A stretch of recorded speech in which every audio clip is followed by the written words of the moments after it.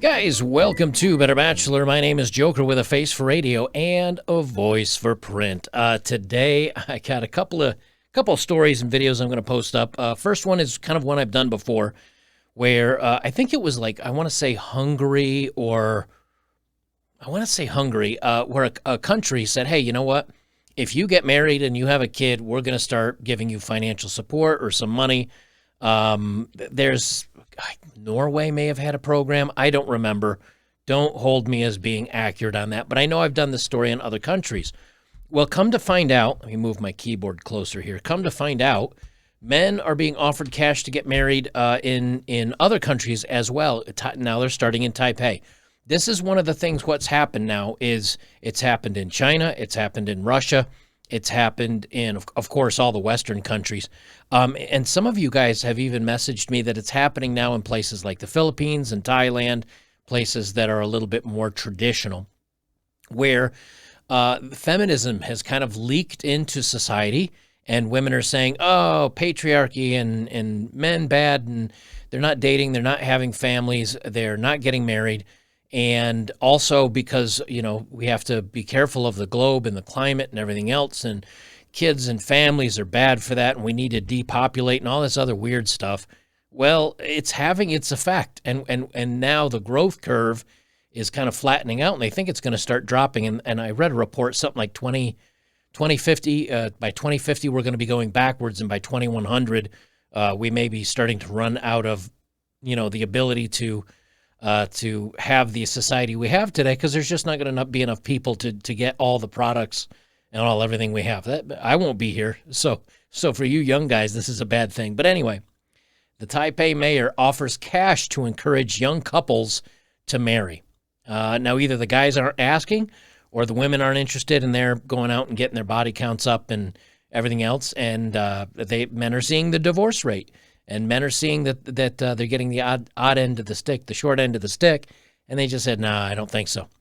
Taipei Mayor Ko Wen-ji awarded at least one local couple a cash prize of $1,753 on Monday for agreeing to marry by the end of the year as part of a Taiwanese government campaign to boost the nation's flagging birth rate, the Taipei Times reported on Tuesday. Ko said he wishes all lovers get married and live happily ever after. Let's see. Do I have?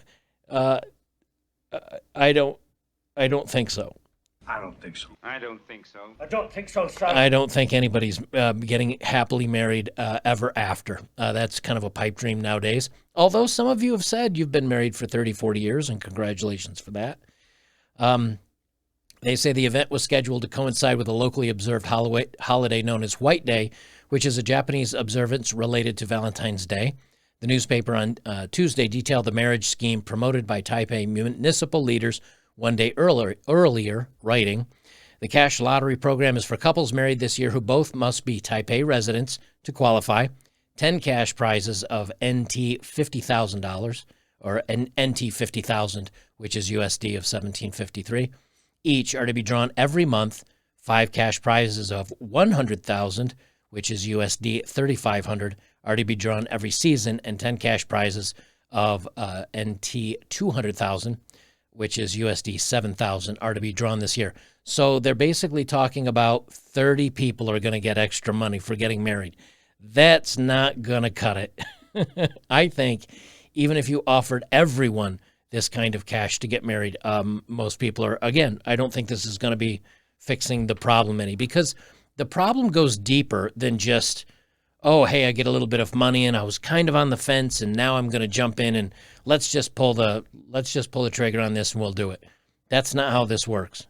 These are kind of deep societal and cultural problems, and people are seeing it right now. Let's say, I'm just going to pick a number. Let's say a man is worth $500,000. He's got that in his retirement fund. He's maybe in his mid or late 40s. He's saved well. He's got his own house. He's paid for and has his own car. And you offer him $50,000 to get married. Well, a lot of people say, hey, 50 grand, that's like 10% of his net worth.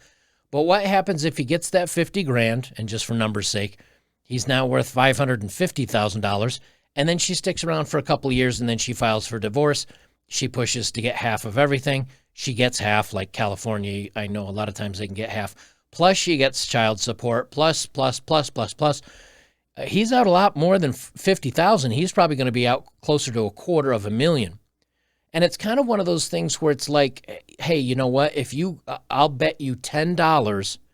You give me $10, and if the moon crashes into the earth, I'll give you $1 million. You could say, well, those odds are cash wise. Just give me $10 and I'll give out $1 million.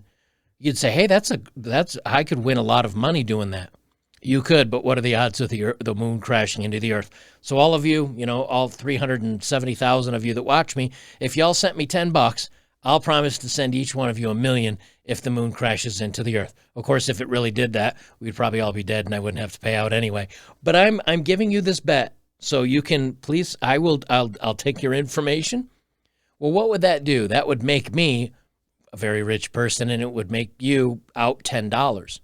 That's how the guys are looking at this. They're saying, yeah, I could get $1,700 or $5,000 or whatever amount of money, but the odds are really not that good. She's going to be sticking around anyway, and I would end up losing more in the long run.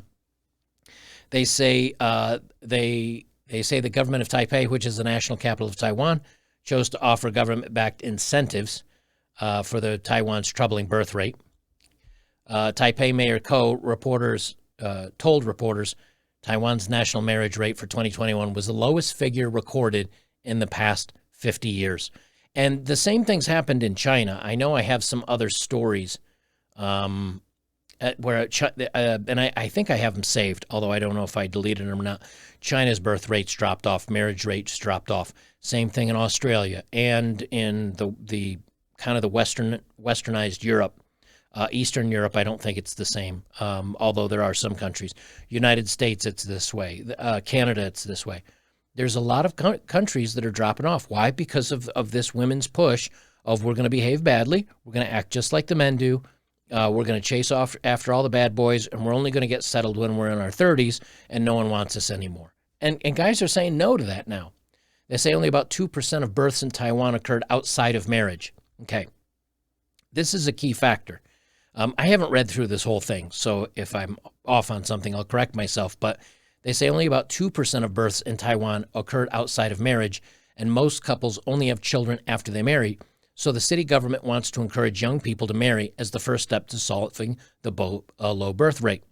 The Taipei Times paraphrased Ko's explanation: the low birth rate is not caused by young married couples unwilling to have children, but rather by young people unwilling to get married. In the past 25 years, the percentage of single residents age 40 or older rose from 12% to 35%. That's tripling.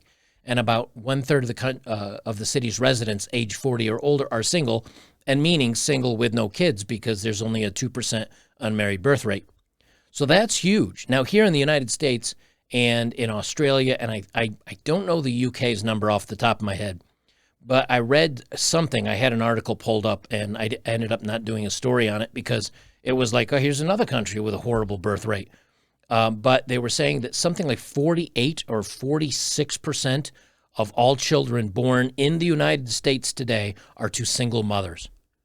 And we know statistically those kids have higher rates of self-deletion, of drinking problems, of societal problems, of misbehaving, of ending up in jail, of doing poorly in school. We're breeding a bunch of troubled people because there aren't men in their lives. Now, Taiwan has the opposite problem, which is they're not having troubled teens. They're just not having kids at all because the women will not have kids when they're not married, which I'm fine with. Like, I think that is actually a much better thing. They say Taiwan's population shrank for the first time in modern history. They already said that.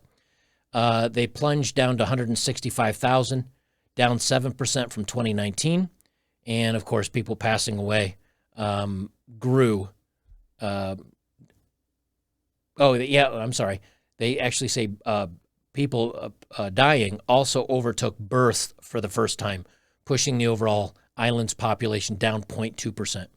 So they're actually shrinking rather than growing. Now, I don't think this is going to be a problem for long, because I think China's going to come knocking on Taiwan and saying, how you doing? Remember how you're part of us, or we think you're part of us? Come on in. And all of a sudden, There goes your population problem, because now you got billions of people in the country again. But that's kind of where things are going. And I'm an older guy, and when I was looking at, and to give you a good example, when I was looking to have I've got my land in Tennessee, and I'm going to have a property built on there. It's going to be a traditional log cabin, like an Appalachian log cabin, and I'm getting some help with it because I do not want to spend the next 5 years building a house. I'm tired of moving around. I've been kind of a butterfly in the wind for the last 5 or 6 years. I want a house, okay? And when I talked to these guys, and they said, "Well, we'll build it for you," and I said, "Great." And they said, "Here's your options for your roof. You can do traditional shingle. You can do steel, which is kind of a little bit older style. You can do not terracotta. It's I forget. It's like concrete fiber, like a fiberboard type thing." But you can do that, and we have all these different patterns. And they said, this one will last you 20 years, and this one will last 30 years, and this one will last you 50 years. And I looked at the pricing of everything, and I said, this one will work. It'll last me 25 or 30 years. Because in my mind, I'm like, in 30 years, I'm going to be 80 years old. If I need to replace my roof at 80, I'll worry about it then. I might not. Statistically, that's 5 years longer than men live. So I'm not worried about that. So when you look at the long-term ramification, you start looking at that cost and how much you want to spend versus how long something will last. And that's what I looked at for my roof is, I'm going to spend less because I don't need it to last forever. It's got to last me 30 years. Well, when guys are looking at marriage and you're looking at situations like this, they're saying, hey, you know what? How long is that money going to last me? I don't know what their economy is like, but I know here in the United States, $5,000, $7,000, that can go on a down payment on a car, and it's gone forever. That can pay off a couple of maybe credit cards that have some balances on it, then it's gone forever. But what's going to last a long time is the money that you may have to pay out to a marriage that failed, the money you may need to pay out for child support if she decides to bail and say that you did harmful things, so she gets to keep full custody of the kids and you have to pay. That stuff lasts forever. And guys are seeing that now. They're watching channels like this. They see it in the news. They see Hollywood people like Dr. Dre and some of the others having to pay out tens of hundreds of millions of dollars. Jeff Bezos paying out billions of dollars.